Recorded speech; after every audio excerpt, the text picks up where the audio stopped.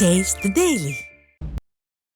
நெல்லை மாவட்டத்தில் முதல்வர் ஸ்டாலின் பங்கேற்கும் அரசு விழாவில் பொதுமக்களை அழைத்துச் செல்ல அரசு பேருந்துகளை பயன்படுத்தியதால் பள்ளி செல்லும் மாணவர்கள் அவதியடைந்தனர். நெல்லையில் அரசு விழாவில் முதல்வர் ஸ்டாலின் பங்கேற்றார். இதற்காக பல்வேறு இடங்களிலிருந்து பொதுமக்களை அழைத்து வருவதற்காக விடியா திமுக அரசு பேருந்துகளை பயன்படுத்தியுள்ளது. இதனால் நெல்லை அருகே கொக்கரக்குளத்தில் சரியான நேரத்திற்கு பள்ளி பேருந்துகள் வராததால் பள்ளி மாணவர்கள் பள்ளிக்கு செல்ல முடியாமல் 1 மணி நேரமாக காத்திருக்கும் அவலம் உண்டானது. மாணவர்கள் நலனில் அக்கறை உள்ளதாக காட்டிக்கொள்ளும் முதல்வர் ஸ்டாலின் தான் பங்கேற்கும் விழாவிற்காக அரசு பேருந்துகளை பயன்படுத்தி மாணவர்களை பள்ளி செல்ல விடாமல் தடுத்தது அதிர்ச்சியை ஏற்படுத்தியுள்ளது.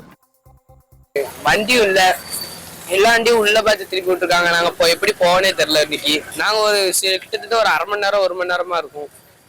இப்போ என்ன செய்யன்னு தெரியல. எல்லாம் சிஎம் எல்லாம் வந்திருக்கான்னு இருக்காங்க. வந்தாலும் வண்டியும் ஒன்றும் ஒழுங்கா போக மாட்டேங்குது. அதான் ஒரு சிரமமா இருக்கு. கடலூர் மாவட்டம் வடலூரில் டீசலை குடித்த 1.5 வயது பெண் குழந்தை உயிரிழந்த சம்பவம் சோகத்தை ஏற்படுத்தியுள்ளது.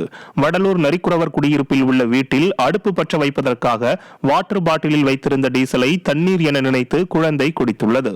இதனை கண்டு அதிர்ச்சி அடைந்த பெற்றோர் உடனடியாக குறிஞ்சிப்பாடி அரசு மருத்துவமனைக்கு கொண்டு சென்ற நிலையில் சிகிச்சை பலனின்றி குழந்தை உயிரிழந்தது.